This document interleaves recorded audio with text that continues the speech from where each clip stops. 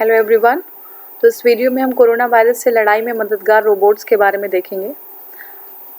जो सिचुएशन अभी इस समय है, जो परिस्थिति है कोविड-19 की वजह से, ऐसे में बहुत सारी चीज़ें हैं, बहुत सारी सर्विसेज हैं जो फिज़िकली किसी को मुहैया कराना बहुत ही टफ काम हो चुका है ये। जैसे दवा मुहैया कराना या फिर ग्रोसरीज़ की चीज़ें जो घर पे सप्लाई करना, ये सारी कुछ ऐसी चीज़ें हैं जो आदमी फिज़िकली कर नहीं सकता। अगर करता भी है तो एक संक्रमण का खतरा हमेशा बना रहता है। ठीक है, तो ऐसी स्थिति में ऐसे तकनीक का जो है बहुत ज़्यादा योगदान होता है जो हमें इन परेशानियों से बचा सके। ठीक है, दुनिया में बहुत सारे जो देश हैं वो कोरोना संकट में जो है रोबोट का इस्तेमाल कर रहे हैं। ठीक है, इस संकट से पार पाने में मदद कर रहे हैं। और आइए जानते हैं हम कुछ कौन कौन से कंट्रीज़ कौन से रोबोट्स का यूज़ कर रहे हैं। तो देखिए, बोस्टन डायनामिक्स है, सिंगापुर के पार्क में शारीरिक दूरी का पालन करने के लिए रोबोट का इस्तेमाल किया गया है। ठीक है, ये रोबोट करता क्या है कि इसमें बहुत सारे कैमरे, बहुत सारे सेंसर्स जो है लगे हुए हैं और जो लोग नियम का पालन नहीं करते उनको पकड़ता है और जो ऑलरेडी रिकॉर्डेड चेतावनी है उसको जो है प्ले कर देता है। तो ये आपका है बोस्टन डायनामिक्स सिंगापुर में। ठीक है, दूसरा आपका है स्टारशिप टेक्नोलॉजी। तो ब्रिटेन के मिल्टन केस में ये 6 रोबोट खाद्य पदार्थों और सुपरमार्केट से छोटे सामानों को जो लोकल लोग हैं उनको पहुंचाने का काम कर रहे हैं। ठीक है, तो ये जो है खाद्य पदार्थ और जो है छोटे मोटे जो सामान है सुपरमार्केट से, वो स्थानीय लोग तक पहुंचा रहा है। इसके जरिए शहर के साइकिल वाले रास्ते पर बढ़ते हुए लोगों के घरों तक पहुंचते हैं। इसमें पहिए लगे हुए हैं और इनकी स्पीड लगभग 6.5 किलोमीटर प्रति घंटा है। ठीक है, अब नेक्स्ट हमारा है यूवीडी रोबोट्स। देखिए, यूवीडी रोबोट्स चीन के अस्पतालों में डेनमार्क के रोबोट्स हैं ये, और चीन यूज़ कर रहा है इसको। ये रोबोट शक्तिशाली अल्ट्रावायलेट के जरिए किसी भी सूक्ष्म जीव के शक्तिशाली डीएनए आरएनए को नष्ट कर सकते हैं। तो यूवी रेज के थ्रू ये किसी भी जीन के डीएनए और आरएनए को, किसी भी शक्तिशाली सूक्ष्म जीव के, माइक्रोब्स के डीएनए और आरएनए को ये खराब कर देते हैं, नष्ट कर देते हैं। ठीक है, देखिए, यह नज़दीक आने वाले किसी भी मनुष्य के लिए बेहद हानिकारक है। यद्यपि ये जो रोबोट है वो अस्पताल के नियमों में ढले होते हैं और तभी अपना काम करते हैं जब मेडिकल स्टाफ उनके पास नहीं होता है। ठीक है, क्योंकि ये यूवी रेज है, इसमें अगर कोई किसी उसके कांटेक्ट में आता है तो ये बहुत सारे सेल्स को डिस्ट्रॉय कर सकता है ह्यूमन बीइंग के। तो ये बहुत जो है नुकसानदायक हो सकता है, लेकिन इनको इस तरीके से जो है उसमें ढाला गया है कि ये हॉस्पिटल में तभी जो है फंक्शन करेंगे जब वहाँ पे कोई आसपास नहीं होगा। ठीक है, तो ये आपका है यूवीडी रोबोट्स, ये है डेनमार्क का और चीन यूज़ कर रहा है इसको। नेक्स्ट हमारा है जो रोबोट्स। कोरोना वायरस की लड़ाई के लिए संयुक्त राष्ट्र ने रवांडा को बेल्जियम की कंपनी जोरा बोट्स के 5 रोबोट उपलब्ध कराए हैं। ठीक है, तो किसने? संयुक्त राष्ट्र ने रवांडा को, ठीक है, बेल्जियम की कंपनी है ये जोरोबोट्स, उसके लिए 5 रोबोट्स रवांडा को उपलब्ध कराए हैं यूएस ने। कोरोना के संकट के दौरान ये रोबोट काफ़ी जो है उपयोगी साबित हो रहा है। रोबोट जो है तापमान लेने के साथ ही मास्क नहीं पहनने वाले की पहचान करते हैं। ये मरीज को देख और सुनकर उसमें असामान्यता की पहचान भी कर सकते हैं। ठीक है, अगर कोई भी मतलब ऐसे लग रहा है कि ये थोड़ा सा डिफरेंट बिहेव कर रहा है तो उसको पहचान कर सकते हैं। और साथ ही कोरोना संक्रमण से जूझ रहे मरीजों को दवाओं के वितरण करने के लिए, ऐसे ही अन्य कार्यों के लिए भी ये रोबोट सक्षम है। ठीक है, तो ये हमारा हो गया। अब देखिए, नेक्स्ट है ओमनी लैब्स। ओमनी लैब्स क्या है? जापान में ओमनी लैब्स की न्यूमी रोबोट्स कई तरीके के उपयोगी साबित हो रहा है हमारे लिए। ये कोरोना वायरस के, याद रखिएगा, ओमनी जो लैब्स है वो जापान में ओमनी लैब्स के, जापान का ये है, न्यूमी रोबोट्स की कई तरीके की जो है उपयोगिता है। और इसमें जो है क्वारंटाइन में पहुंचे छात्रों की जगह स्नातक समारोहों का हिस्सा बन रहे हैं। ठीक है ना, तो जो क्वारंटाइन में जो छात्र पहुंच रहे हैं, चले जा रहे हैं, वायरस की जगह क्वारंटाइन में है, तो स्नातक समारोह का ये हिस्सा बन रहे हैं। इन रोबोट्स के सिर पर कंप्यूटर टैबलेट्स लगे होते हैं। जूम ऐप के जरिए स्टूडेंट्स इससे जुड़ते हैं और विश्वविद्यालय से अपनी डिग्री प्राप्त कर लेते हैं। ठीक है, इस दौरान बाकायदा ये रोबोट्स डिग्री प्राप्त करने या स्टूडेंट्स की तरह परंपरागत पोशाक में होते हैं। चीन में भी ऐसा समारोह आयोजित किया गया है। तो ये जो हमारे कौन सा है? ओमनी लैब्स के रोबोट हैं। नेक्स्ट हमारा है वैक्सीन राष्ट्रवाद, वैक्सीन नेशनलिज्म क्या है। देखिए कोरोना वायरस के टीके अभी खोज अभी हुई नहीं है, ठीक है, और एक नई बहस जो है और सामने आ गई है। क्या बहस है? यह बहस है टीके के निर्माण के बाद सबसे पहले टीका किसको मुहैया कराया जाएगा, ठीक है। अब देखिए वैश्विक परिस्थितियों में वैक्सीन जो है, इसको वैक्सीन राष्ट्रवाद कहा जा रहा है। कोरोना महामारी का सर्वाधिक शिकार संयुक्त राज्य अमेरिका अब तक 2 बार इस बात के संकेत दे चुका है कि वो कोविड-19 वैक्सीन के खुराकों के प्राथमिक उपयोग को सुनिश्चित करेगा, ठीक है। यूएस ही नहीं, उसके अलावा लगभग सभी देश इस राह पे हैं। अब चाहे वो इटली हो, जर्मनी हो, भारत हो या फिर कोई और हो, लगभग सभी देश ने इसी तरीके के रवैया अपनाया है, ठीक है। घरेलू बाजारों में किसी राष्ट्र द्वारा जो है प्राथमिकताकरण को वैक्सीन राष्ट्रवाद के रूप में जाना जाता है। अगर वो अपनी कंट्री को प्राथमिकता दे रहा है कि वैक्सीन हमारे यहाँ जो है पहली बार जो है हम बनाएंगे और लगाएंगे, तो वो कहीं ना कहीं वैक्सीन राष्ट्रवाद को जो है जन्म दे रहा है। वैक्सीन राष्ट्रवाद के रूप में इसको जाना जा रहा है। प्रक्रिया क्या है? देखिए वैक्सीन राष्ट्रवाद में कोई देश किसी वैक्सीन की खुराक को अन्य देशों को उपलब्ध कराने से पहले अपने देश के नागरिकों या निवासियों के लिए सुरक्षित कर लेता है। इसमें सरकार तथा वैक्सीन निर्माता के मध्य खरीद पूर्व समझौता कर लिया जाता है, ठीक है। तो पहले से ही समझौता कर लिया जाता है, पहले ही जो है सारी चीज़ें डिसाइड हो जाती हैं, प्राइसेस एंड ऑल। उसके बाद जो है वो अपने कंट्री के लोगों के लिए वो सुनिश्चित करता है कि वैक्सीन हमारे यहाँ यूज़ हो। अब ये पहली बार ऐसा नहीं हुआ है। वैक्सीन राष्ट्रवाद में कोई देश किसी वैक्सीन की खुराक को अन्य देशों को उपलब्ध कराने से पहले अपने नागरिकों यानी निवासियों के लिए सुरक्षित करता है। इसमें सरकार तथा वैक्सीन निर्माता के मध्य खरीद पूर्व समझौता किया जाता है, ठीक है। देखिए यह उस समय सामने आया था जब अच्छी परिस्थितियों में वैश्विक स्तर पर वैक्सीन की अधिकतम 2 बिलियन खुराकों का उपलब्ध किया जाता था। अमेरिका ने समझौता करके अकेले 6 लाख खुराक खरीदने का अधिकार प्राप्त कर लिया था। तो ये जो है अमेरिका, ये कहीं ना कहीं वैक्सीन राष्ट्रवाद आज से नहीं पहले से ही था, जो हमको पहले देखने को मिला, ठीक है। तो ये आपका वैक्सीन राष्ट्रवाद है कि किसी और को हम जो है अवेलेबल कराएं, उसके पहले हम जो है हमारे जो लोग हैं उनको ये चीज़ मिलनी चाहिए। तो ये हमने कोरोना के सब्जेक्ट में जितने भी टॉपिक्स थे वो हमने कवर कर लिए हैं। अब हमारा है नेशनल इशूज़, हम स्टार्ट करें। नेशनल इशूज़ में देखते हैं, देखिए फर्स्ट हमारा है चीनी ऐप्स पर प्रतिबंध, जम्मू कश्मीर अधिवास नियम, एक देश का बाजार, आत्मनिर्भर भारत, आरक्षण मौलिक अधिकार नहीं, सर्वोच्च न्यायालय ने कहा है। आरोग्य सेतु एवं निजता, नमूना पंजीकरण प्रणाली, मानव संसाधन विकास में पहल और उपलब्धियां, कौशल विकास और उद्यमिता में पहल, 6 राज्यों के 116 जिलों में 67 लाख प्रवासी कामगार शहरों से वापस लौटे। QS world ranking 2020 and 21, Bharat के सर्वश्रेष्ठ विश्वविद्यालय, भारतीय दंड संहिता की धारा 309, गुवाहाटी अर्बन जंगल की अवधारणा को पुनर्भाषित करता हुआ, ठीक है। केरल में हथिनी की मौत, अनलॉक और लॉकडाउन और राष्ट्रीय टिप्पणियां। तो ये जो है हमारे राष्ट्रीय मुद्दे हैं जो हमें कवर करना है, ठीक है। तो फर्स्ट पे चलते हैं। फर्स्ट हमारा है चीनी ऐप्स पर प्रतिबंध, ठीक है, बैन ऑन चाइनीज ऐप्स, ठीक है। तो देखते हैं, देखिए 29 जून 2020 को सरकार ने टिकटॉक समेत 59 ऐप्स, कितने अभी एग्जाम में आएगा, कितने ऐप्स, 59 ऐप्स पे जो है मोबाइल ऐप्स पे देश की संप्रभुता एकता की रक्षा करने के लिए खतरा बताते हुए उनको प्रतिबंधित कर दिया, ठीक है। तो इनमें से ज़्यादातर चीनी मोबाइल ऐप हैं और सूचना और प्रौद्योगिकी मंत्रालय के अनुसार एंड्रॉयड और iOS प्लेटफॉर्म पर उपलब्ध ये ऐप भारत के बाहर स्थित सर्वर को अनाधिकृत तौर पर उपभोक्ता का डाटा संप्रसार करने के साथ ही चोरी भी कर रहे हैं। तो ये जो है जो हमारी प्रौद्योगिकी मंत्रालय है, उन्होंने कहा कि ये डाटा जो है लोगों का, ये ऐप कहीं और सर्वर पे वो डाटा एक तो संग्रहण कर रहे हैं डाटा का, और उसको जो है डाटा की चोरी भी हो सकती है, ठीक है। तो इसलिए ये सेफ नहीं है। देखिए सूचना प्रौद्योगिकी अधिनियम की धारा 69A IT एक्ट 69A के तहत सूचना प्रौद्योगिकी अधिनियम के प्रावधानों के तहत procedure and safeguards for blocking of access of information by public नियम 2009 और खतरों की आकस्मिक प्रकृति को देखते हुए 59 ऐप पर प्रतिबंध लगा दिया गया है, ठीक है। 59 ऐप्स को प्रतिबंध लगाया गया है। कौन से एक्ट के? IT act 69A। IT act 69A, ठीक है, उसके अंतर्गत ये जो है प्रतिबंध लगाया गया है।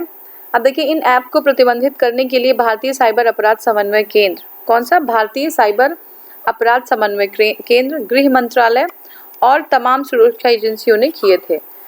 प्रतिबंधित किए गए ऐप में TikTok, UC browser, CamScanner, Likee, WeChat, share right और शेयर इट, ऐसे ऐप्स जो है इंक्लूडेड हैं जो हमने प्रतिबंधित किए। नेक्स्ट हमारा जम्मू कश्मीर अधिवास नियम, जम्मू कश्मीर डोमिसाइल रूल। देखिए केंद्र सरकार ने राजपत्र अधिसूचना के माध्यम से जम्मू कश्मीर पुनर्गठन राज्य कानूनों का अनुकूलन आदेश 2020 को धारा 3A के तहत राज्य के अधिवासों को पुनः परिभाषित किया है। तो देखिए ये जो है धारा 3 के तहत जो है राज्य का जो अधिवास है उसको पुनः जो है डोमिसाइल को पुनः जो है डिफाइन किया गया है। देखिए सूचना के अनुसार जो व्यक्ति जम्मू कश्मीर अधिसूचना के अनुसार जो व्यक्ति जम्मू कश्मीर केंद्र शासित प्रदेश में 15 वर्ष की अवधि से रह रहा है या 7 वर्ष तक वहां अध्ययन किया है और जम्मू कश्मीर स्थित शैक्षणिक संस्थान में 10वीं और 12वीं कक्षा की परीक्षा में शामिल हुआ हो, नवीन अधिवास की परिभाषा में शामिल होगा।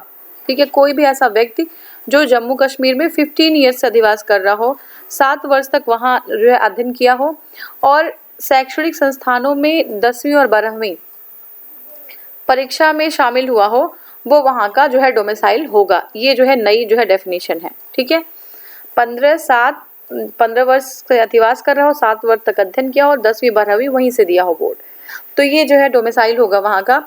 इस आदेश के माध्यम से केंद्र ने जम्मू कश्मीर नागरिक सेवाओं, ठीक है, विशेष प्रावधानों, Jammu Kashmir civil services special provision act को निरस्त कर दिया है। तो पहले जो जम्मू कश्मीर जो civil services special provision act था उसको निरस्त कर दिया गया है और अब जो संविधान का अनुच्छेद 35A है, ठीक है, जो 35A है जो अब निरस्त हो चुका है, वो जो है जम्मू कश्मीर विधानसभा को जम्मू कश्मीर के अधिवासियों को परिभाषित करने का अधिकार देता है। ठीक है, ऐसे निवासी ही वहां नौकरियों तथा अचल संपत्तियों के लिए आवेदन के पात्र थे जो 35A के द्वारा परिभाषित नियमों के अंतर्गत आते थे। लेकिन अब ऐसा नहीं कि 35A जो है उसको निरस्त कर दिया गया है, तो इसकी जो है अधिभाषा अब मान्य नहीं है।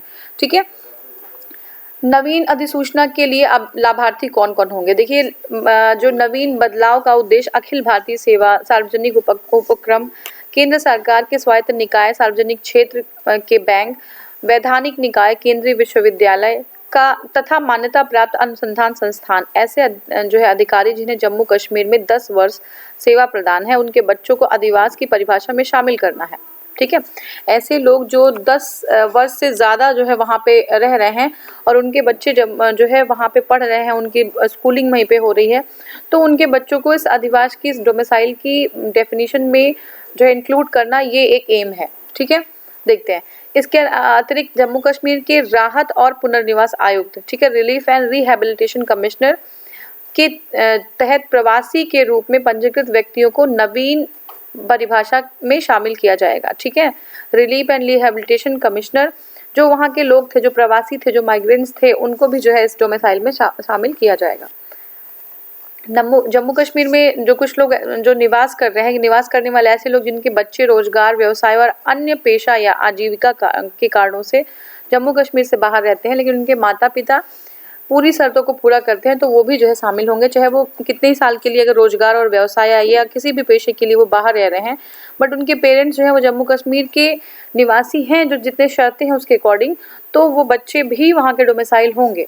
ठीक है, अब देखिए अधिनियम के प्रावधान तहसीलदार को प्रमाण पत्र जारी करने के लिए सक्षम प्राधिकारी के रूप में प्राधिकृत करते हैं। तो जो तहसीलदार हैं वो एक जो है सर्टिफिकेट जारी करेंगे जिससे जो है कि ये पर्टिकुलर पर्सन यहाँ का जो है डोमिसाइल है। ठीक है, तो ये किसके पास है, तहसीलदार के पास। अब देखिए वर्तमान समय तक पूर्ववर्ती जम्मू कश्मीर राज्य में 29 कानूनों को निरस्त कर दिया गया है और जबकि 109 में संशोधन किया जा चुका है। तो वहाँ के जो पहले के 29 कानून थे उनको निरस्त करके 109 में संशोधन भी किया गया है। ठीक है, अब नेक्स्ट हमारा है एक देश एक बाजार, वन नेशन वन मार्केट। 4 जून 2020 को केंद्रीय मंत्रिमंडल ने आवश्यक वस्तु अधिनियम में ऐतिहासिक संशोधन को मंजूरी दी है। यहाँ पे क्या है कि कृषि में आमूलचूल बदलाव लाने और किसानों की आय को बढ़ाने की दिशा में एक दूरदर्शी कदम है ये। तो बहुत ही इंपॉर्टेंट है। वन नेशन वन मार्केट क्या है, कृषि के क्षेत्र में जो है बदलाव लाने और उनकी आय को बढ़ाने के लिए जो है बहुत अच्छा कदम है। अब देखिए इससे क्या होगा कि देश में किसानों के लिए वन नेशन वन मार्केट का रास्ता प्रशस्त हो जाएगा। ठीक है, किसानों को इस चीज़ से बहुत समस्या होती थी, तो अब वन नेशन वन मार्केट का रास्ता जो है क्लियर हो जाएगा। देखिए क्या है आवश्यक वस्तु अधिनियम। देखिए आवश्यक वस्तुओं की बिक्री, उत्पादन, आपूर्ति आदि को नियंत्रित करने हेतु प्रयुक्त अधिनियम को आवश्यक वस्तु अधिनियम 1955 कहते हैं। ठीक है ना। क्या है जो है आवश्यक वस्तु अधिनियम, किसी भी वस्तु की बिक्री, उसका उत्पादन या उसकी आपूर्ति को नियंत्रित करने के लिए एक प्रावधान, एक अधिनियम बनाया गया है। इसको आवश्यक वस्तु अधिनियम 1955 कहते हैं। ठीक है, सिंपल है। इस कानून का मुख्य उद्देश्य क्या है, तो देखिए मुख्य उद्देश्य यह है कि उपभोक्ताओं को उचित मूल्य पर उपलब्ध किया जो चीज़ें हैं, जो वस्तुएं हैं, उनको उपभोक्ताओं को एक उचित मूल्य पर उसको जो है सुनिश्चित करना, उसको उपलब्ध करा देना। आवश्यक वस्तु घोषित होने पर सरकार जो उत्पाद का अधिकतम खुदरा मूल्य तय कर सकती है। अगर कोई वस्तु आवश्यक की श्रेणी में आ गया है तो गवर्नमेंट जो है उसका अधिकतम जो मैक्सिमम जो खुदरा मूल्य है वो जो है गवर्नमेंट तय कर सकती है, डिसाइड कर सकती है। ठीक है। अब देखिए इसमें संशोधन क्यों किया गया, क्या उद्देश्य है संशोधन का। तो भारत जो है हमारा, आप जानते हैं कि एक कृषि प्रधान देश है, कृषि उत्पादक देशों में शामिल है। यहाँ की कुल आबादी का लगभग आधा हिस्सा आज भी, अभी के कुछ समय पहले तो बहुत ज़्यादा लोग जो है कृषि में संलग्न थे, लेकिन अभी भी आधा हिस्सा कृषि पर निर्भर है। कोल्ड स्टोरेज, प्रसंस्करण, निर्यात में निवेश के अभाव में किसान अपनी उपज का उचित मूल्य पाने में असमर्थ है। बहुत सारी चीज़ें, जैसे आलू हो गया या बहुत सारी ऐसी चीज़ें हैं, टमाटर हो गया, है ना, सब्जियां हैं, फल हैं, तो इनको अगर जो है उचित स्टोरेज की व्यवस्था नहीं है, कोल्ड स्टोरेज नहीं है, तो क्या होता है। और निर्यात में जो है निवेश का अभाव है, निर्यात करने के लिए निवेश नहीं मिल पा रहा है, तो इसलिए जो है एक जो वैलिड जो उनको चाहिए, उसका प्राइस मिलना चाहिए, वो मिल नहीं पा रहा है किसानों को। ऐसे में जब भी शीघ्र नष्ट होने वाली जो कृषि उपज है, उनकी भारी पैदावार है, तो भी किसान जो है भारी नुकसान उठाना पड़ता है उनको। ठीक है। पर्याप्त प्रसंस्करण सुविधाएं उपलब्ध हों तो बड़े पैमाने पर इस तरह के नुकसान को रोका जा सकता है। लाभ से क्या संशोधन हो सकता है। देखिए क्या है कि जो आवश्यक वस्तु अधिनियम है, ठीक है, जो वस्तुएं आवश्यक वस्तुओं के अंतर्गत आई हैं, उसमें संशोधन के द्वारा अनाज, दलहन, तिलहन, खाद्य तेल, प्याज, आलू जैसी वस्तुओं को आवश्यक वस्तुओं की सूची से हटा दिया गया है। ठीक है, तो ऐसी चीजें जैसे हमारा अनाज हो गया, दलहन, तिलहन, ये भी पहले आवश्यक वस्तु में आता था, लेकिन इनको जो है उससे हटा दिया गया है, जिसके अतिरिक्त उत्पादन, भंडारण, ढुलाई, वितरण और आपूर्ति करने की आजादी से व्यापक स्तर पर उत्पादन करना संभव हो पाएगा। ठीक है, ये हो गया। कृषि क्षेत्र में निजी या प्रत्यक्ष विदेशी निवेश को आकर्षित किया जाएगा, तो चाहे वो निजी हो या फिर जो है फॉरेन डायरेक्ट इन्वेस्टमेंट हो, उसको जो है कृषि क्षेत्र के लिए आकर्षित किया जाएगा। इससे कोल्ड स्टोरेज में निवेश बढ़ने और खाद्य आपूर्ति, सप्लाई चेन की आधुनिकीकरण में मदद मिलेगी। कोल्ड स्टोरेज होगा और जो आपका सप्लाई चेन मैनेजमेंट है वो भी जो है क्या होगा, उसका मॉडर्नाइजेशन होगा, तो हमारे किसानों को ज़रूर ही कुछ लाभ मिलेगा इससे। ठीक है। नेक्स्ट हमारा है कृषि उपज वाणिज्य एवं व्यापार संवर्धन एवं सुविधा अध्यादेश है 2020। देखते हैं क्या है कृषि उपज वाणिज्य एवं व्यापार। देखिए कृषि उपज के बाधा मुक्त व्यापार को बढ़ावा देने के लिए, कृषि उपज के बाधा मुक्त व्यापार को बढ़ावा देने के लिए कैबिनेट ने कृषि उपज वाणिज्य एवं व्यापार संवर्धन एवं सुविधा अध्यादेश 2020 मंजूरी की। किसके लिए किया है कि कृषि उपज जो है उसको जो है बाधा मुक्त व्यापार को बढ़ावा दे दें। ठीक है, बाधा ना हो व्यापार में। अध्यादेश का उद्देश्य क्या है, कई तरह के नियामक प्रतिबंधों के कारण देश के किसानों को अपने उत्पाद बेचने में काफ़ी दिक्कत आती है। क्यों? नियामक प्रतिबंधों की वजह से, जो प्रतिबंध लगे हुए हैं इसकी वजह से बहुत सारी दिक्कतें आती हैं उत्पाद को बेचने के लिए। अधिसूचित कृषि उत्पाद विपणन समिति वाले बाजार क्षेत्र के बाहर किसानों को अपने उत्पाद बेचने में कई तरीके के प्रतिबंध जो है होते हैं इसमें। ठीक है, किसानों को अपने उत्पाद सरकार द्वारा लाइसेंस प्राप्त खरीदारों को ही बेचने की बाध्यता थी। ठीक है, किसान जो है अपने उत्पाद, अपने प्रोड्यूस को सरकार द्वारा जो लाइसेंस प्राप्त खरीदार हैं उन्हीं को बेच सकती थी। ये सब बहुत सारी बाउंडेशंस थी।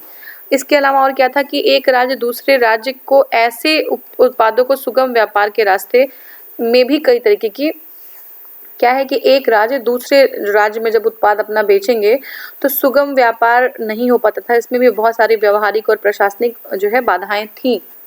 ठीक है, लेकिन अगर agricultural producing market corporation APMC, ठीक है ना, बाजारों की सीमाओं के से बाहर किसानों को कारोबार के अतिरिक्त अवसर मुहैया कराना, जो एपीएमसी है अब जो है अपनी सीमा के बाहर, जो उनकी बाउंड्री है उसके बाहर भी इस तरीके के बाजार अवेलेबल कराना, उन्हें जो है एक कॉम्पिटिटिव माहौल दे देना, प्रतिस्पर्धात्मक माहौल देना, अब उनके उत्पादों की अच्छी कीमतें जो है दिलवा देना, ये सारी जो है एपीएमसी की क्या होंगी, उनकी रिस्पॉन्सिबिलिटी होगी। ठीक है, वो कोशिश करेंगे इस चीज़ को करने के लिए। अब देखिए, एक देश एक कृषि बाजार बनाने के मार्ग जो है अगर प्रशस्त होता है और कठोर परिश्रम करने वाले किसानों के लिए उपज की मुँह मांगी मांग जो है सुनिश्चित करेगा। ठीक है, तो एक देश एक जो है कृषि बाजार होगा तो जो हमारे किसान हैं उनको जो है एक जो वैलिड जो एक सही दाम है किसी चीज़ का, वो दाम जो है मिल पाएगा। देखिए, कृषि बाजारों का सुगम कारोबार सुनिश्चित करने के लिए अध्यादेश बनाया गया है। ई प्लेटफॉर्म बनाए जाने का भी प्रस्ताव जो है आपका प्रस्ताव दिया गया है कि ई प्लेटफॉर्म के ज़रिए जो है खरीद और बिक्री और जो उनके प्राइसेस हैं उनका निर्धारण किया जा सके। ठीक है, मूल्य आश्वासन पर किसानी या मूल्य आश्वासन पर किसान बंदोबस्ती और सुरक्षा समझौता और कृषि सेवा अध्यादेश 2020। ठीक है, मूल्य आश्वासन पर किसान बंदोबस्ती और सुरक्षा समझौता और कृषि सेवा जो है अध्यादेश 2020 क्या है ये देखते हैं। हाल में ही केंद्रीय मंत्रिमंडल ने कैबिनेट ने मूल्य आश्वासन पर किसान बंदोबस्ती और सुरक्षा समझौता और कृषि सेवा अध्यादेश 2020 को स्वीकृति करी। किसने दिया है? केंद्रीय मंत्रिमंडल के कैबिनेट ने। ठीक है, क्या लाभ होगा इससे? अध्यादेश किसानों के शोषण के भय के बिना, देखिए किसानों के शोषण के भय के बिना समानता के अधिकार पर जो है प्रोसेसर्स, एग्रीगेटर्स, थोक विक्रेता, बड़े खुदरा कारोबारी, निर्यातक आदि के साथ जोड़ने में सक्षम बनाएगा। तो अभी किसान जो है क्या है कि वो डरते हैं, उनको भय रहता है कि ये जो एग्रीगेटर्स हैं, जो प्रोसेसर्स हैं, जो है होलसेलर्स हैं या फिर आपके खुदरा कारोबारी हैं, रिटेलर्स हैं, एक्सपोर्टर्स हैं, ये ऐसा ना हो कि उनके कांटेक्ट में आए तो इनका जो है कहीं ना कहीं शोषण किया जाए। इससे बचाने के लिए एक अधिनियम बनाया गया है और इससे बाजार की अनिश्चितता का जोखिम प्रायोजक पर हस्तांतरित हो जाएगा और साथ ही किसानों की आधुनिक तकनीकी और बेहतर इनपुट्स तक पहुंच भी सुनिश्चित होगी। तो यहाँ पे जो जोखिम है वो जो है किस पे जो है चला जाएगा? जोखिम एग्रीगेटर्स पे चला जाएगा और किसान जो है कहीं ना कहीं इससे बेहतर जो है टेक्नोलॉजी से उनकी जो है पहुंच हो पाएगी। बेहतर टेक्नोलॉजी से वो जो है अपने एग्रीकल्चर को और इंक्रीज कर पाएंगे, आउटपुट को और बढ़ा पाएंगे। ठीक है, अब देखिए यह अध्यादेश जो है किसानों की उपज की वैश्विक बाजारों में आपूर्ति, ठीक है, उपज जो होगी उनके प्रोड्यूस है उनको जो है वैश्विक बाजारों में जो है आपूर्ति को भी सुनिश्चित कर देगी। आपूर्ति चेन तैयार करने को निजी क्षेत्र के से निवेश आकर्षित करने में एक उत्प्रेरक के रूप में काम करेगा। ठीक है, किसानों की उचित मूल्य वाली कृषि के लिए तकनीकी और परामर्श का पहुंच सुनिश्चित होगा। ठीक है ना, तकनीकी और परामर्श किसानों के जो किसान हैं उनके ऊंचे मूल्य वाली कृषि के लिए एक टेक्नोलॉजी और एक जो है एक परामर्श ऐसी जो है पहुंच उनको उनके पास उपलब्ध हो जाएगी। ठीक है, अब देखिए किसान जो है प्रत्यक्ष रूप से विपणन से जुड़ सकेंगे जिनसे बिचौलिया की भूमिका खत्म हो जाएगी। बिचौली जब मीडिएटर्स होते हैं तो किसानों को जो लाभ होता है वो उचित लाभ उन तक पहुंच नहीं पाता है। ठीक है, उन्हें अपनी फसल का बेहतर मूल्य मिल पाएगा। ठीक है, अब ये जो है पर्याप्त सुरक्षा दी गई है इस अधिनियम में जिसमें समाधान की स्पष्ट समय सीमा के साथ उसका समाधान कितने दिन में किया जा सकेगा, उसके साथ ही प्रभावी विवाद समाधान तंत्र भी उपलब्ध कराया जाएगा कि मतलब एक ऐसा सिस्टम हो जिससे कोई अगर प्रॉब्लम अराइज हो रही है तो उसको जो है तुरंत ही रिजॉल्व कर दिया जाए एक जो है समाधान तंत्र के द्वारा। ये हमारा हो गया। नेक्स्ट है आत्मनिर्भर भारत। देखिए वैश्विक कोरोना महामारी से वर्तमान में लगभग सभी देश जूझ रहे हैं। भारत भी इससे कोई अलग नहीं है, भारत के साथ भी सेम ही सिचुएशन है। तो इसी को देखते हुए 12 मई 2020 को 12 मई 2020 को भारत के जीडीपी के 10% के बराबर लगभग 20 लाख करोड़ रुपए के निवेश आर्थिक और व्यापक पैकेज की घोषणा की है। ठीक है, 20 लाख करोड़ की विशेष आर्थिक और व्यापक पैकेज की घोषणा की है। ठीक है, उन्होंने आत्मनिर्भर, किसने, मोदी जी ने आत्मनिर्भर भारत अभियान का आह्वान किया है। आत्मनिर्भर भारत के 5 स्तंभ हैं, ठीक है, आत्मनिर्भर भारत के 5 स्तंभ हैं, हमने बहुत बार रिपीट कर लिया है कई सारे करंट अफेयर्स में। तो देखिए क्या है, अर्थव्यवस्था, अवसंरचना, प्रणाली, युवा आबादी और शक्ति, ठीक है, युवा आबादी और शक्ति और मांग, ये सारी चीजें जो हैं 5 स्तंभ है, ठीक है। इसके बाद में भारत के वित्त मंत्री निर्मला सीतारमण ने आत्मनिर्भर अभियान के तहत 20 लाख करोड़ रुपए के राहत पैकेज का खाका प्रस्तुत किया। उन्होंने बताया कि कैसे कैसे कहाँ कहाँ पे डेवलपमेंट किए जाएंगे इन पैसों से, ठीक है ना। देखिए MSME, ठीक है, medium and small scale industries जो है उनकी परिभाषा में बदलाव किया गया है। तो ये एग्जाम में आ जाएगा कि क्या है जो है सूक्ष्म उद्योग, क्या है लघु उद्योग, क्या है ना। तो ये सब देख लीजिए। सूक्ष्म उद्योग पहले 25 लाख का निवेश व 1 करोड़ रुपए की वार्षिक कारोबारी की सीमा। पहले क्या था, 25 लाख रुपए का निवेश व 1 करोड़ रुपए का वार्षिक कारोबार हो रहा है तो सूक्ष्म उद्योग के अंतर्गत आता था। लेकिन अब क्या है, 1 करोड़ का निवेश और 5 करोड़ की वार्षिक। तो पहले 25 था, 25 निवेश और 1 करोड़ का कारोबार सीमा एक वर्ष में। लेकिन अब 1 करोड़ का निवेश और 5 करोड़ की जो है वार्षिक कारोबारी सीमा, ये जो है सूक्ष्म आ गया है, ध्यान रखिएगा। लघु उद्योग क्या था, पहले क्या था, पहले वाला देख लेते हैं। पहले इसमें 5 करोड़ व सेवा इकाई में 2 करोड़, ठीक है, निर्माण इकाई में मैन्युफैक्चरिंग में 5 करोड़ और सेवा इकाई में 2 करोड़ रुपए के निवेश, और अब दोनों में ही 10 करोड़ रुपए का निवेश व सालाना कारोबार की शर्त 50 करोड़ रुपए तक निर्धारित कर दिया गया है, ठीक है। 10 करोड़ सॉरी 10 करोड़ क्या है, 10 करोड़ रुपए का निवेश व सालाना कारोबारी जो है दोनों में ही, चाहे वो मैन्युफैक्चरिंग हो चाहे वो सर्विस हो, 10 करोड़ रुपए का निवेश होना चाहिए। और क्या होना चाहिए, जो ईयरली जो कारोबार का शर्त है वो 50 करोड़ रुपए तक निर्धारित किया गया है लघु उद्योग के लिए। मध्यम उद्योग की बात करें तो देखिए 10, पहले क्या था, 10 करोड़ रुपए व सेवा इकाई में 5 करोड़ रुपए, अब जो है 20 करोड़ रुपए का टर्नओवर और 20 करोड़ रुपए का निवेश और 100 करोड़ का टर्नओवर, दोनों में ही, चाहे वो सेवा हो और चाहे जो है जो आपका, देखिए इसमें क्या था, पहले निर्माण इकाई में 10 करोड़ रुपए, यानी कि मैन्युफैक्चरिंग में निर्माण इकाई में 10 करोड़ रुपए और सेवा में 5 करोड़ रुपए। लेकिन अब ऐसा नहीं है, अब क्या है, अब 20 करोड़ दोनों में है और जो है 100 करोड़ का टर्नओवर, 20 करोड़ दोनों में है और 100 करोड़ का टर्नओवर। एक बार फिर से देख लीजिए। सूक्ष्म के लिए क्या कर दिया गया है, 1 करोड़ रुपए का निवेश और 5 करोड़ रुपए का वार्षिक कारोबार, 1 करोड़ का निवेश और 5 करोड़ का वार्षिक कारोबार। लघु में क्या है, 10 करोड़ का निवेश और 50 करोड़ का जो है कारोबार, ठीक है। मध्यम में क्या है, 20 करोड़ का निवेश और 100 करोड़ का कारोबार, ठीक है। नेक्स्ट हमारा है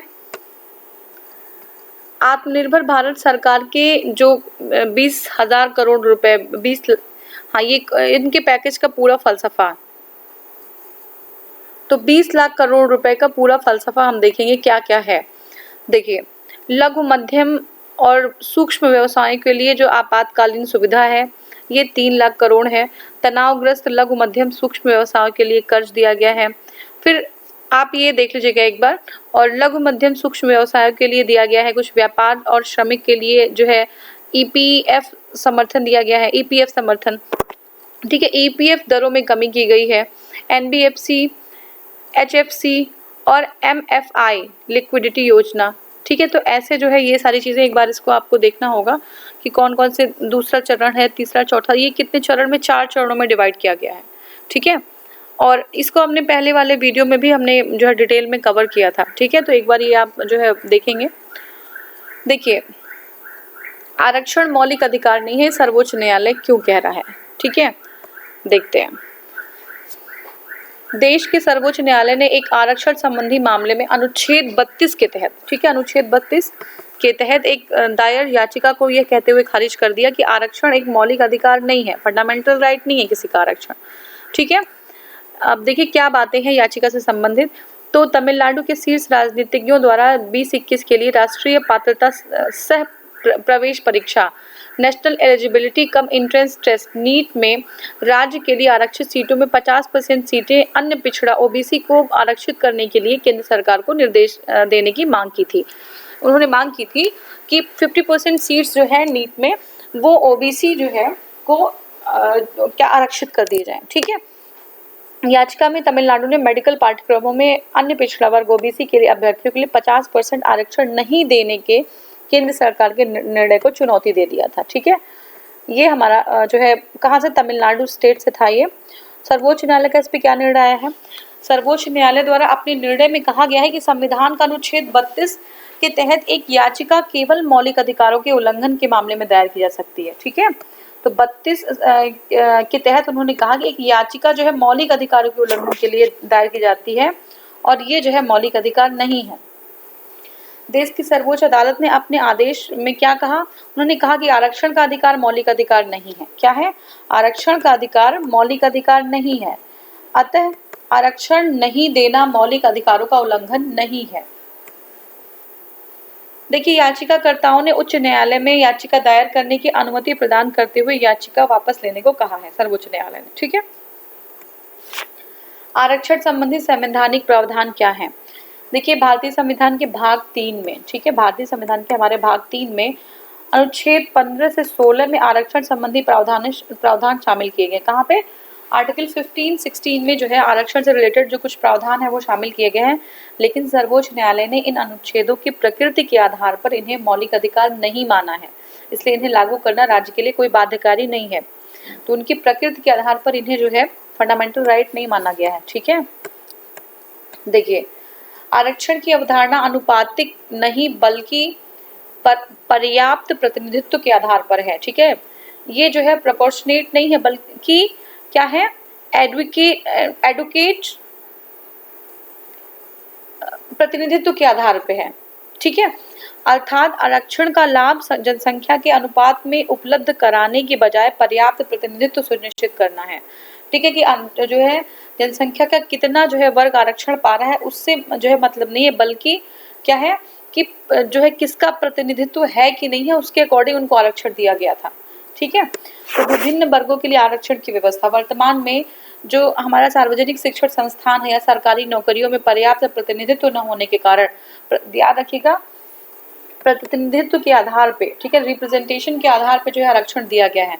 ठीक है, तो प्रतिनिधित्व न होने के कारण अनुसूचित जातियों के लिए, एससी के लिए 15%, जो एसटी हैं उनके लिए 7.5% और अन्य पिछड़े जो ओबीसी हैं उनके लिए 27% तथा जो आर्थिक रूप से पिछड़े हैं, ठीक है, इकोनॉमिकली जो बैकवर्ड हैं, उनके लिए 10% की जो है व्यवस्था की गई है। तो ये ध्यान रखिएगा, याद रखिएगा कि जो सरकारी नौकरी हो सॉरी या शिक्षण संस्थान हो, उन अगर जो है कैटेगरी जिनकी जो है प्रतिनिधित्व उनका रिप्रेजेंटेशन नहीं है, एडुकेट रिप्रेजेंटेशन नहीं है, उनके लिए जो है आरक्षण किए गए। जैसे एससी के लिए 15% है, एसटी के लिए 7.5% है, ओबीसी के लिए 27% है और ईडब्ल्यूएस के लिए जो इकोनॉमिकली जो बैकवर्ड सेक्शन है उनके लिए जो है 10% के आरक्षण दी गई है।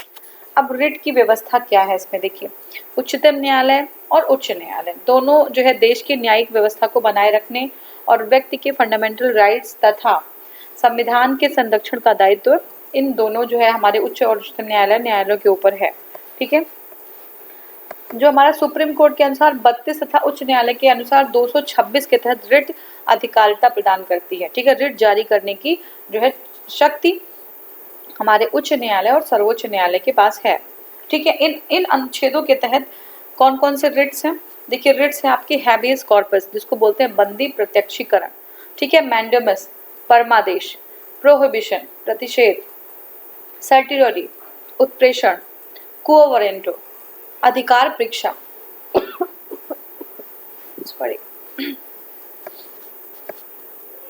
देखिए, उच्च न्यायालय में रिट की अनुमति क्यों है? उच्चतम न्यायालय केवल मौलिक अधिकारों के हनन की स्थिति में ही रिट जारी कर सकता है, जबकि उच्च न्यायालय मौलिक अधिकारों के अलावा अन्य मामलों में भी रिट जारी कर सकता है। तो अगर हम एक तरीके से देखें तो रिट जारी करने की जो पावर होती है, पावर का आप क्या कहेंगे, उनकी सीमा जो है वो ज़्यादा बड़ी होती है हाई कोर्ट के पास। सुप्रीम कोर्ट सिर्फ जो है आपके उच्च आपके फंडामेंटल राइट्स के रिलेटेड जो है वो रिट जारी कर सकती है, लेकिन जो हाई कोर्ट है वो फंडामेंटल राइट्स और अन्य भी मामलों में रिट जारी कर सकती है। ठीक है, उच्चतम न्यायालय अनुच्छेद 32 के तहत दायर रिट की सुनवाई से मना नहीं कर सकता। जबकि अनुच्छेद 226 के तहत उच्च न्यायालय सुनवाई के लिए याचिका स्वीकार करने से मना कर सकता है, क्योंकि अनुच्छेद 226 मौलिक अधिकारों का भाग नहीं है। ठीक है, ये हो गया। नेक्स्ट हमारा आरोग्य सेतु एंड प्राइवेसी। ठीक है, आरोग्य सेतु और निजता, क्या है इसका विवाद। देखिए, आपदा के समय में ऐसी आधुनिक तकनीक जो आपदा को नियंत्रित करे और उसे रोकने में मदद करे हमारे पास उपलब्ध हो तो आम लोगों से लेकर सरकारी मशीनरी तक के लिए राहत माना जाता है। अगर प्रेजेंट टाइम में देखें तो आरोग्य सेतु जो ऐप है, ठीक है, वो ऐसी ही एक बेजोड़ कोशिश के रूप में देखा जा रहा है इसको। भारत सरकार ने के द्वारा दी गई जानकारी के अनुसार इस ऐप में देश भर में 650 हॉटस्पॉट के बारे में सरकारी मशीनरी को वक्त रहते सचेत किया गया है। ठीक है, तो बहुत ही जो है अच्छा कदम है ये। 650 हॉटस्पॉट को जो है सरकार को अवगत कराया गया है देश में हमने। इस ऐप को वर्तमान में लगभग 10 करोड़ लोग अपने स्मार्टफोन में डाउनलोड कर चुके हैं। तो 10 करोड़ लोग, बहुत अच्छे खासे नंबर में लोग इसको डाउनलोड कर चुके हैं। कई संगठन इस ऐप को सामान्य नागरिक की निजता का सुरक्षा को लेकर सवाल खड़े कर रहे हैं। कई सारे ऐसे ऑर्गेनाइजेशन हैं जो कह रहे हैं कि राइट टू प्राइवेसी का हनन कर रहा है ये ऐप। ठीक है,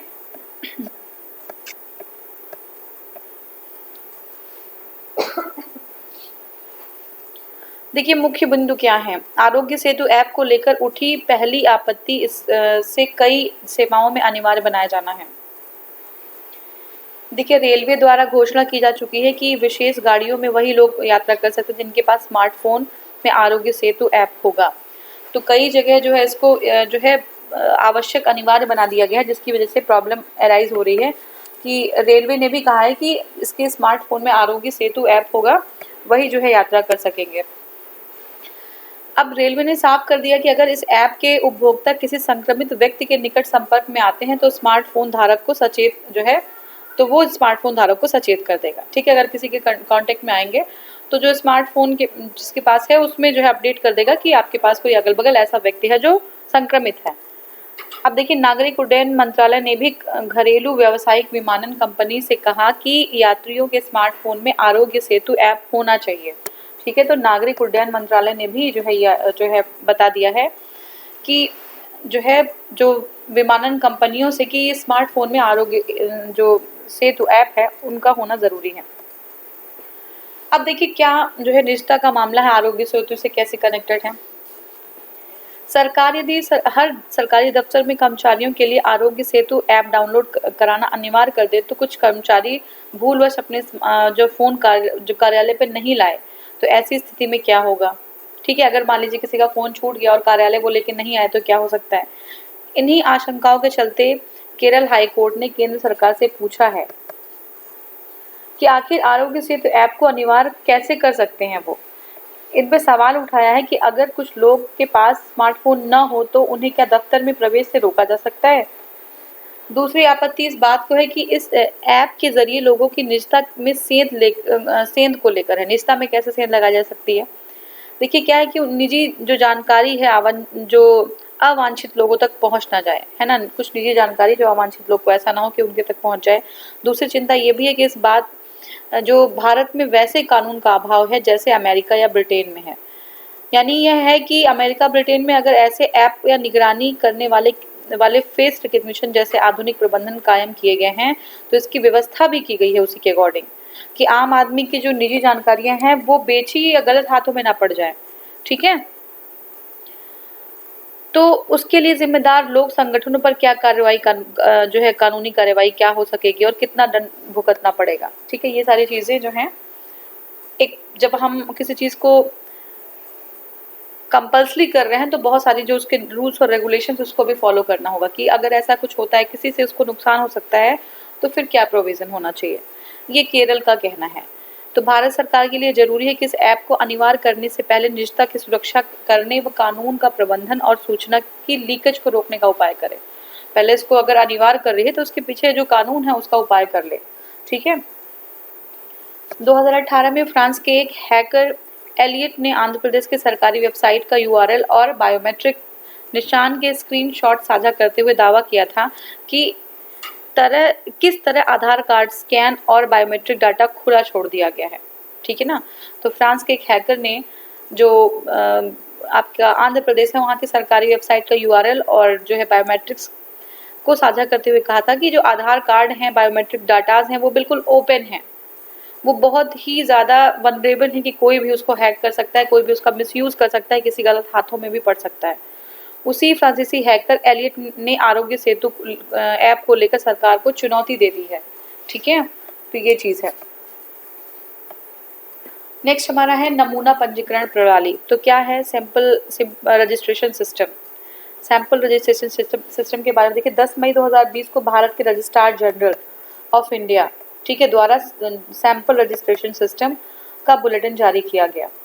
यह रिपोर्ट 2018 के लिए जो सैंपल रजिस्ट्रेशन सिस्टम है उस 2018 के लिए जन्म दर, मृत्यु दर और शिशु मृत्यु दर के एकत्रित आंकड़ों पर आधारित है। किसके पे? जन्म दर, मृत्यु दर और शिशु मृत्यु दर। और किसके? 2018 के। देखिए नेशनल बर्थ रेट क्या है। 2018 में नेशनल बर्थ रेट 20 थी, जबकि 1971 में 36.9 थी। ठीक है, तो 2018 में अगर नेशनल बर्थ रेट देखें तो 20 है और 1971 में चले जाएं तो वो 36.9 थी। जन्म दर को प्रति हजार जनसंख्या पर जीवित बच्चे जो जन्मे हैं उनकी कुल संख्या को दर्शाया जाता है। जन्म दर क्या है? 1000 जो है जनसंख्या पर कितने जीवित बच्चे हैं उनका जो है उसको जन्म दर कहते हैं। 1000 प्रति हजार जनसंख्या पर जीवित जन्मे बच्चों की कुल संख्या होती है ये। देखिए जन्म दर के संदर्भ में बिहार जो है वो 26.2 पहले पायदान पर है और जबकि अंडमान और निकोबार 11.2 सबसे निचले पायदान पे है। तो हमारा एवरेज है 20, मतलब 1000 बच्चों पे 20 जीवित जन्मे बच्चे। इसमें जो सबसे ज्यादा जन्म दर है वो 26.2 है जो बिहार में है और अंडमान निकोबार में 11.2 सबसे जो है कम है। देखिए राष्ट्रीय जन्म दर के संदर्भ में ग्रामीण, शहरी अंतर भी कम हुआ है। पिछले अगर 40 सालों का हम देखें तो शहरी क्षेत्रों की तुलना में ग्रामीण क्षेत्रों में जन्म दर लगातार बढ़ी है। तो शहरी क्षेत्रों की तुलना में गांव में जो है जन्म दर बढ़ी है। ठीक है, पिछले 10 साल का अगर हम ब्यौरा देखें तो लगभग 11% की गिरावट आई है जन्म दर में, जो 2009 में 22.5 थी, 2018 में यह 20 हो गई है। तो जो है 11% का जो है इसमें गिरावट दर्ज किया गया है। मृत्यु दर देखते हैं। वर्ष 1971 में मृत्यु दर 14.9 थी। कितनी थी? 14.9 थी। लेकिन अगर 18 में देखें तो ये जो है 6.2 हो गई है। मृत्यु दर में काफी कमी आई है। ठीक है, तो मृत्यु दर भी उसी तरीके से है कि मृत्यु दर को प्रति 1000 जो है जनसंख्या पर मृत्यु की कुल संख्या से दर्शाया जाता है, उसको मृत्यु दर कहते हैं। ठीक है, नेक्स्ट हमारा है, हाँ, भारत के छत्तीसगढ़ राज्य में मृत्यु दर सबसे ज्यादा है। छत्तीसगढ़ का अगर देखें तो मृत्यु दर सबसे ज्यादा है, जबकि दिल्ली में सबसे कम है मृत्यु दर। ठीक है, ग्रामीण क्षेत्र में मृत्यु दर में कमी आई है, गांव में मृत्यु दर कम है। और पिछले एक जो है दशक की बात करें, 10 साल की बात करें तो अखिल भारतीय स्तर पर मृत्यु दर जो है 7.3 से घटकर 6.2 हो गई है और ग्रामीण क्षेत्रों में गिरावट 7.8 से 6.7 हो गई है। शहरी क्षेत्रों की बात करें तो ये 5.8 से 5.1 हो गई है। तो मृत्यु दर जो है हर जगह उसमें गिरावट नजर आई है, हमें गिरावट दिखी है। 7.3 से घटकर अगर हम जो है नेशनल लेवल पे देखें तो 6.2 हो गई है। वहीं पे ग्रामीण क्षेत्रों में 7.8 से 6.7 हो गई है और शहरी क्षेत्रों में देखें तो 5.8 से 5.1 हो गई है। ठीक है, इन्फेंट मोर्टेलिटी रेट देख लेते हैं। शिशु मृत्यु दर, शिशु मृत्यु दर 32 है। ठीक है ना, जबकि 71 में अगर देखें तो ये 129 थी। ठीक है, 129 थी और अभी जो है 32 हो चुकी है। शिशु मृत्यु दर भी ऐसे ही हम इसको निकालते हैं। शिशु मृत्यु दर 1 वर्ष से कम उम्र वाले बच्चों की मृत्यु है। 1 वर्ष से, जो बच्चे 1 वर्ष जो है ना पूरा कर पाए हों, ऐसे बच्चों की मृत्यु, जिसे प्रति 1000 जन्म पर 1000 अगर जन्म हुआ है तो 1 वर्ष से कम उम्र वाले बच्चों की कितनी जो है मृत्यु हुई है, ये आपका क्या है? शिशु मृत्यु दर। तो देखिए देश में शिशु मृत्यु दर के संदर्भ में सबसे खराब स्थिति मध्य प्रदेश की है। शिशु मृत्यु दर में सबसे खराब स्थिति मध्य प्रदेश की है जो 48 है, जबकि सबसे अच्छी स्थिति नागालैंड की है। ठीक है, सबसे अच्छी स्थिति में नागालैंड है। पिछले 10 वर्षों में शिशु मृत्यु दर के संदर्भ में ग्रामीण क्षेत्रों में लगभग 35% और शहरी क्षेत्रों में 32% की गिरावट आई है। तो ग्रामीण क्षेत्रों में शिशु मृत्यु दर 35% घटी है और शहरी क्षेत्रों में ये 32% घटी है। अगर हम नेशनल लेवल की बात करें तो शिशु मृत्यु दर पिछले एक दशक में 50 से घटकर 32 हो गई। ठीक है, तो बहुत जो है अच्छे चेंजेस आए हैं। अब एक बार देख लेते हैं कि सर्वोच्च जन्म दर वाले राज्य, सबसे ज्यादा जन्म दर कहाँ पे है। ठीक है, बड़े राज्यों में अगर देखें तो बिहार में सबसे ज्यादा है, फिर यूपी में है, मध्य प्रदेश में, राजस्थान में और झारखंड में। अगर छोटे राज्यों में देखें तो मेघालय में सबसे ज्यादा है, अरुणाचल प्रदेश में है और सिक्किम में है। केंद्र शासित प्रदेशों में देखें तो दादर नागर हवेली है। अब आपको क्या याद रखना है कि सबसे जो है ज्यादा जन्म दर वाला स्टेट कौन सा है, तो आपका बिहार है सबसे ज्यादा बड़े राज्यों में, छोटे राज्यों में मेघालय है और केंद्र शासित प्रदेशों में दादर और नागर हवेली है। वहीं पे सबसे कम मृत्यु दर वाले जो है अगर हम देखें राज्य और केंद्र शासित प्रदेश, तो सबसे कम मृत्यु दर बड़े राज्यों में केरल में है, जो बड़े राज्य हैं इसमें केरल में है। ठीक है, उसके बाद छोटे राज्यों में गोवा में है।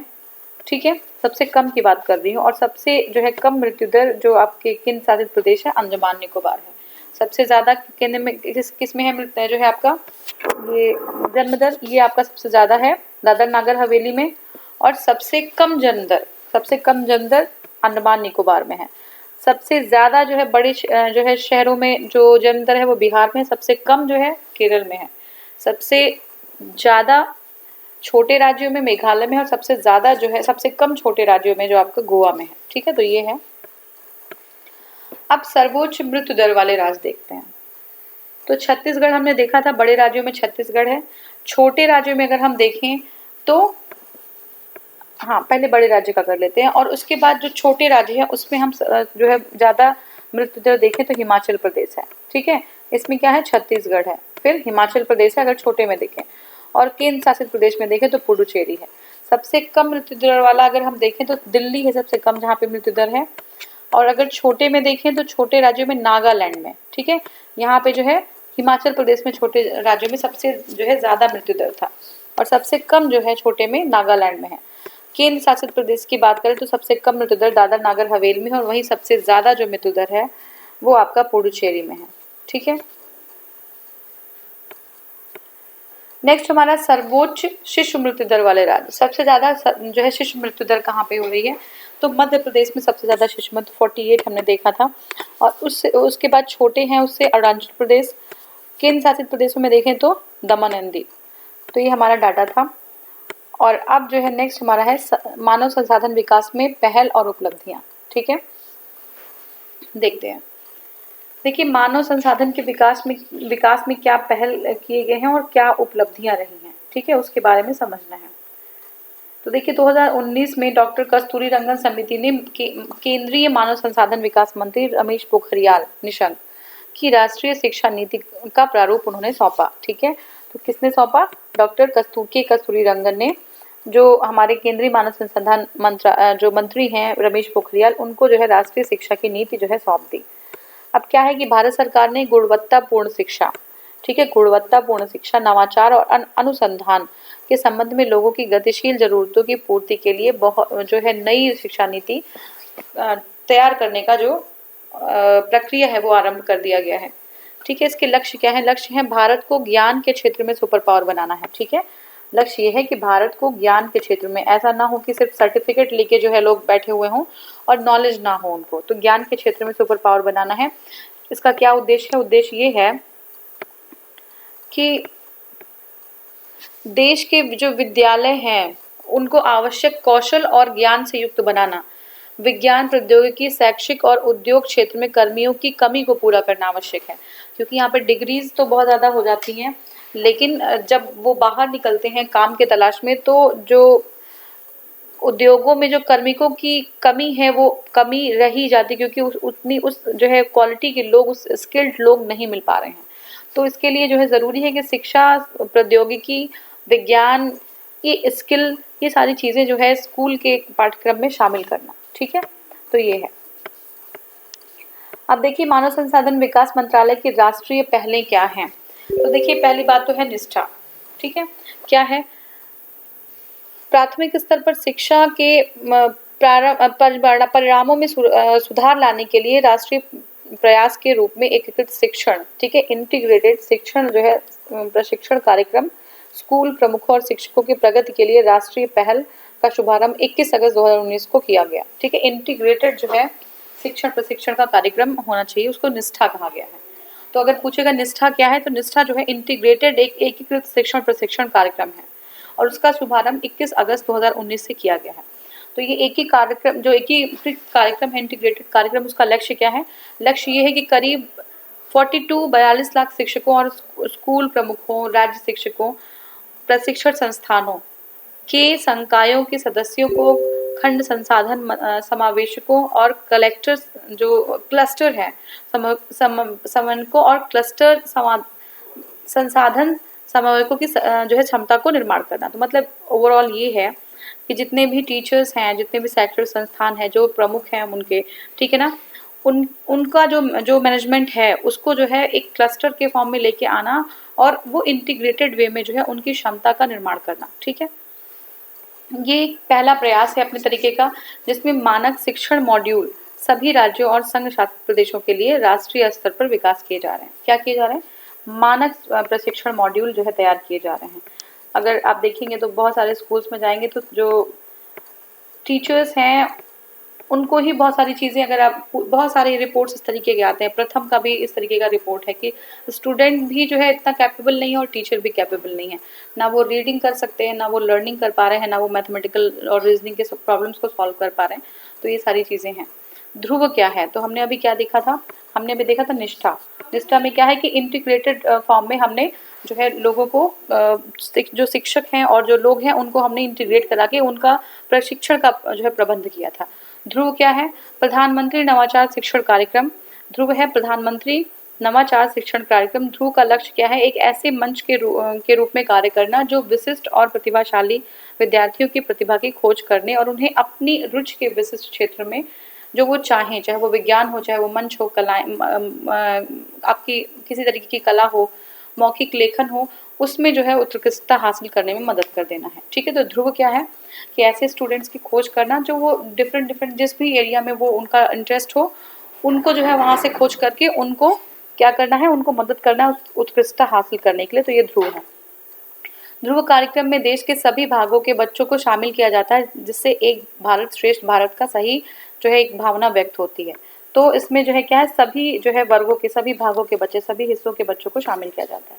स्कूली शिक्षा के लिए एकीकृत ऑनलाइन जंक्शन सगुन। ठीक है, तो स्कूल जो है उसकी शिक्षा के लिए एकीकृत एक इंटीग्रेटेड ऑनलाइन जंक्शन स्टार्ट किया गया शगुन।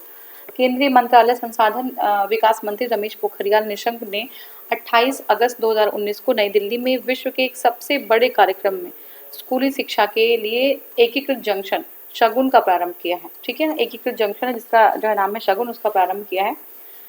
देखिए, शगुन के माध्यम से क्या होगा, स्कूली शिक्षा और साक्षरता विभाग की विभिन्न गतिविधियों से संबंधित सभी ऑनलाइन पोर्टलों और वेबसाइटों के लिए एक जंक्शन का निर्माण किया जाएगा।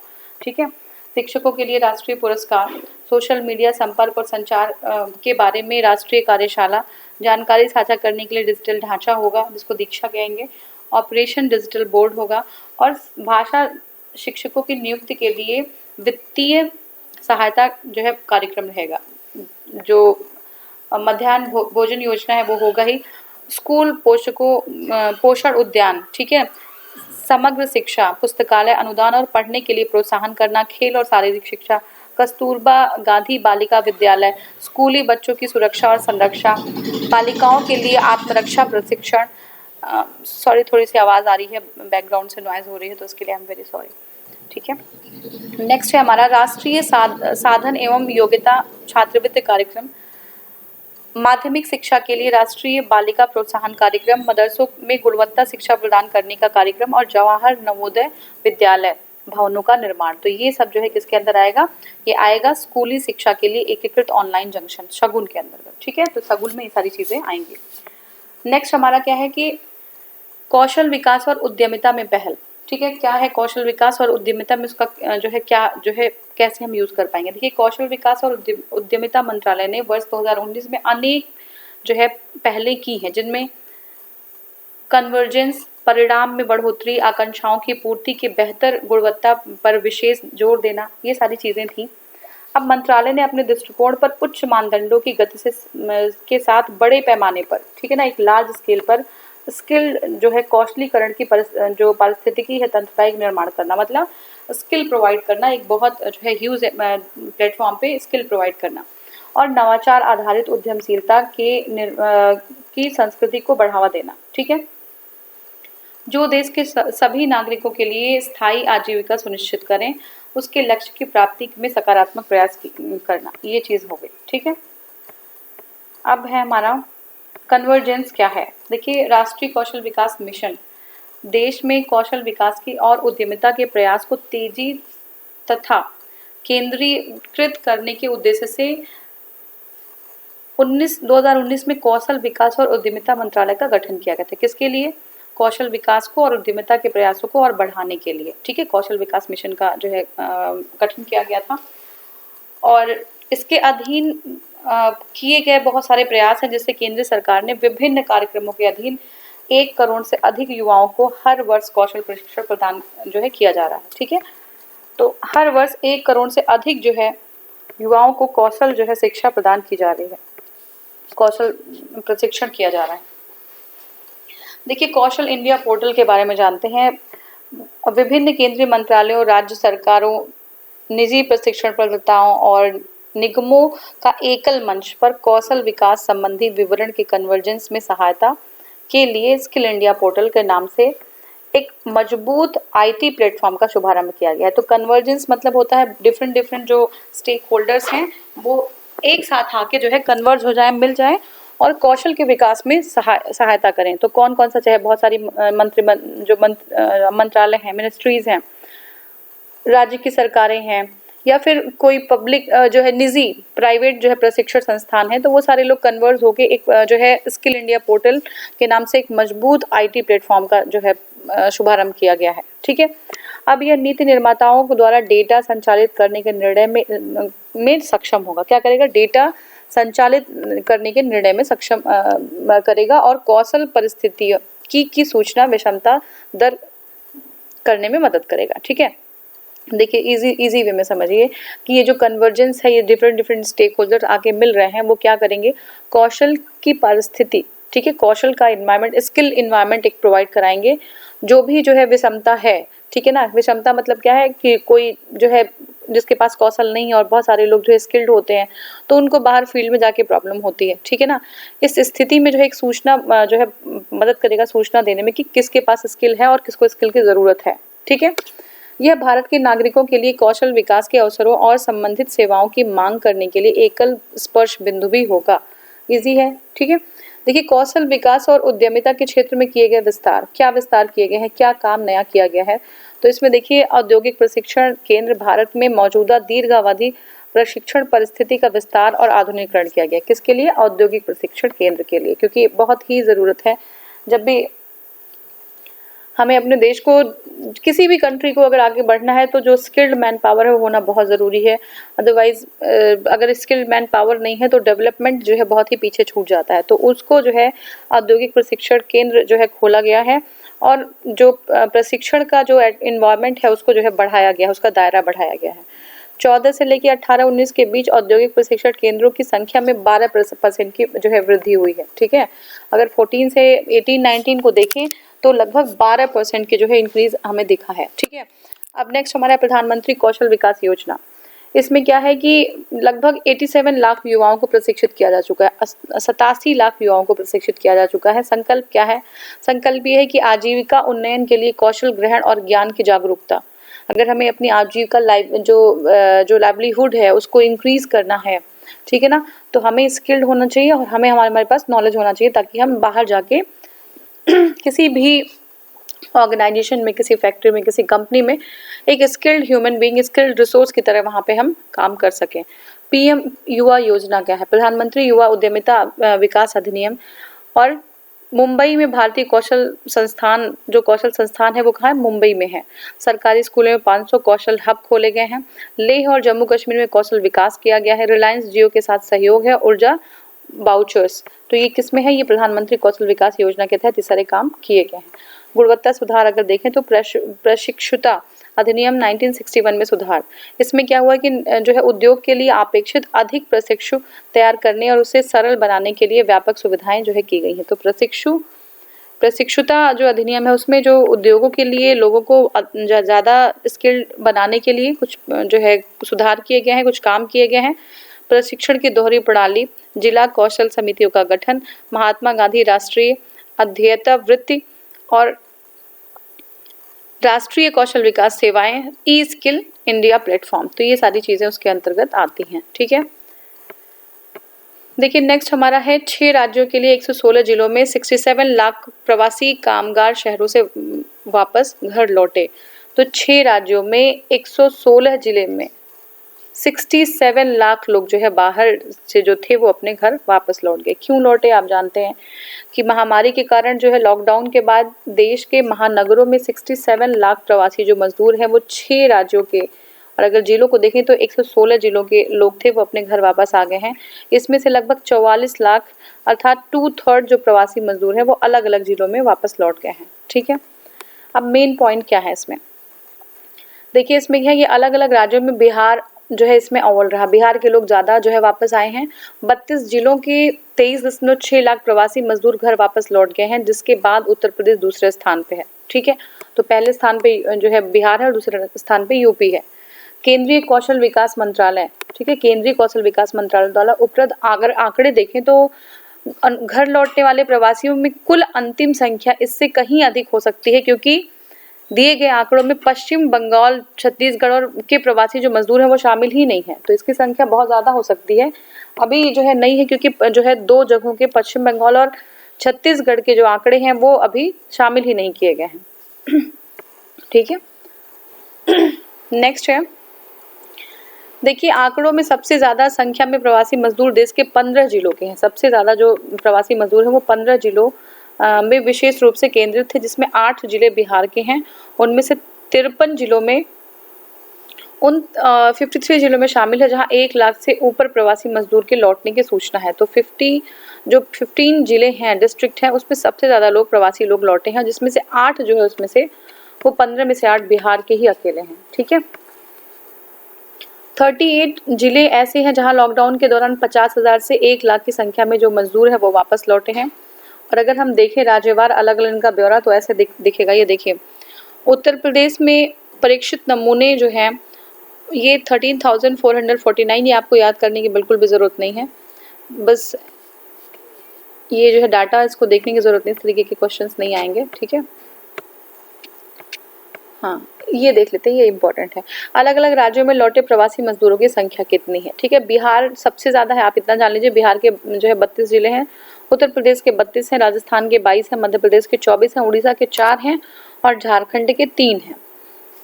तो सबसे ज़्यादा जो लोग जो है प्रवासी लौटे हैं वो बिहार के हैं, उत्तर प्रदेश के हैं, राजस्थान के हैं, मध्य प्रदेश चौथे नंबर पे है। ठीक है, तो ये स्थिति है। अब देखिए, प्रवासी मजदूरों की यात्रा खर्च वहन करे राज्य। तो एक ये इशू आया था बीच में कि 28 मई 2020 को कोविड-19 महामारी के कारण पलायन कर रहे मजदूरों की दुर्दशा का स्वतः संज्ञान लेने गए सुप्रीम कोर्ट ने निर्देश दिया कि श्रमिकों को उनके घर पहुंचाने या उनके ट्रेन या बसों का किराया जो है नहीं लिया जाना चाहिए। इसका खर्च राज्य वहन करे तथा यात्रा के दौरान इन प्रवासी कामगारों को स्टेशन पर संबंधित राज्य और रास्ते में रेलवे के भोजन उपलब्ध कराना होगा। ठीक है, 3 जजों की जो है बेंच थी, न्यायमूर्ति अशोक भूषण, न्यायमूर्ति संजय कौल और न्यायमूर्ति M.R. शाह, उनकी खंडपीठ ने अपना अंतिम जो है निर्देश दे दिया है और उन्होंने कहा है कि ट्रेन या बसों में चढ़ने से लेकर घर पहुंचने तक इन सभी जो प्रवासी कामगार हैं को और कामगारों से संबंधित राज्य और केंद्र सरकारें भोजन उपलब्ध कराएं। ठीक है, बहुत सारे लोग जो है भोजन की वजह से ही, ना मिलने की वजह से ही उनकी डेथ हो गई। ठीक है, जो कोरोना था वो था ही, लेकिन ऐसी भी बहुत सारी समस्याएं थी जिनकी वजह से बहुत सारी डेथ्स हुई हैं। ठीक है, तो नेक्स्ट हमारा है क्यूएस वर्ल्ड रैंकिंग 2020-21। देखते हैं, हाल में ही जो हमारी ब्रिटिश कंपनी है क्यूकरली सिमॉन्स द्वारा क्यूएस वर्ल्ड रैंकिंग जारी की गई है। भारत के 3 विश्वविद्यालयों ने वर्ल्ड यूनिवर्सिटी की ताज़ा रैंकिंग में शीर्ष 200 में जगह बनाई है, ठीक है। जबकि देश के 21 विश्वविद्यालयों ने उच्च शिक्षा संस्थानों में विश्व के शीर्ष 1000 यूनिवर्सिटीज़ में जगह पाने में सफल रहे। तो 3 विश्वविद्यालय ऐसे हैं जो 200 के अंदर आए हैं और 21 विश्वविद्यालय और उच्च संस्थान ऐसे हैं जो 1000 में जो है जगह मिली है। तो 2 को जो है 3 संस्थानों को 200 में जगह मिली है और 21 विश्वविद्यालय हैं और शिक्षण संस्थान जिनको 1000 में जगह मिली है। देखते हैं इसको। देखिए संस्थान कौन से हैं और जो है रैंकिंग में कितनी जगह मिली वो देख लेते हैं। आईआईटी बॉम्बे में को 172, आईएससी बेंगलुरु को 185, आईआईटी दिल्ली को 192, आईआईटी मद्रास को 275। इतना आप ध्यान रखिएगा। आईआईटी जो बॉम्बे है 172, कितना है 172, आईएससी बेंगलुरु 185, आईआईटी बॉम्बे को 172, आईआईटी बेंगलुरु को आईएससी बेंगलुरु को 185 और आईआईटी दिल्ली को 193, ठीक है। तो ये क्यूएस की जो रैंकिंग है इसमें जो है ये 3 संस्थान हैं जो हमारे 200 के अंदर आए हैं। क्यूएस वर्ल्ड यूनिवर्सिटी जारी रैंकिंग लिस्ट 2021 में अमेरिका का दबदबा रहा, ठीक है। देखिए इसमें इस रैंकिंग में प्रथम 3 स्थान पर अमेरिका का दबदबा रहा है, ठीक है। अमेरिका की MIT को पहला स्थान मिला है, ठीक है। यह दुनिया का सर्वश्रेष्ठ विश्वविद्यालय के रूप में अपना स्थान रखता है और MIT के बाद स्टैनफोर्ड विश्वविद्यालय, ठीक है, और दूसरा और हार्वर्ड विश्वविद्यालय जो है तीसरा स्थान है। तो MIT पहला है, स्टैनफोर्ड दूसरा है और हार्वर्ड तीसरा है। फर्स्ट 3 पे अमेरिका ही रहा है। क्या है ये वर्ल्ड यूनिवर्सिटी रैंकिंग? तो देखिए वर्ल्ड यूनिवर्सिटी रैंकिंग जो ब्रिटिश कंपनी है क्यूकर्ली सिमॉन्स द्वारा हर वर्ष प्रकाशित किया जाता है, जिसमें पूरे विश्व के सर्वश्रेष्ठ विद्यालयों का 48 विभिन्न विषयों और 5 कंपोजिट फैकल्टी एरियाज के साथ 5 इंडिपेंडेंट रीजनेबल टेबल्स की रैंकिंग दी जाती है, ठीक है। तो ब्रिटिश कंपनी को उच्च शिक्षा संस्थानों के विश्लेषण में विशेषज्ञ माना जाता है। तो ब्रिटिश कंपनी जो है उनको ये विशेषज्ञ माना जाता है कि वो जो है समझ सकते हैं, जान सकते हैं कि कौन सी संस्थाएं जो है उच्च शिक्षा संस्थानों में आ सकती हैं, उनके विश्लेषण कर सकते हैं ये, ठीक है। तो क्यूएस वर्ल्ड यूनिवर्सिटी रैंकिंग विश्व का एकमात्र रैंकिंग है जिसे इंटरनेशनल रैंकिंग एक्सपर्ट्स ग्रुप, ठीक है, की मान्यता प्राप्त है। भारत के सर्वश्रेष्ठ विश्वविद्यालय देखते हैं। हाल में ही राष्ट्रीय संस्थागत रैंकिंग, तो हमारी जो राष्ट्रीय संस्थागत रैंकिंग है उसके फ्रेमवर्क में देश के विश्वविद्यालयों की रैंकिंग जारी की गई है और देश के सर्वश्रेष्ठ 10 विश्वविद्यालयों में भारत के बेंगलोर के Indian institute of science IISc के बाद जवाहरलाल नेहरू दूसरे नंबर पे है और बनारस हिंदू विश्वविद्यालय BHU दूसरे और तीसरे पे आ गया है, ठीक है। तो IISc फर्स्ट पे है, जवाहरलाल नेहरू सेकेंड पे है और बनारस BHU जो हमारा दूसरे नंबर पे है, ठीक है। मेन जो है बातें क्या हैं इसमें देख लेते हैं। इंडियन इंस्टीट्यूट ऑफ साइंस ने पहली जो है रैंकिंग हासिल की है, जबकि दिल्ली के जवाहरलाल नेहरू ने दूसरी और बनारस हिंदू विश्वविद्यालय ने तीसरी रैंकिंग हासिल की है।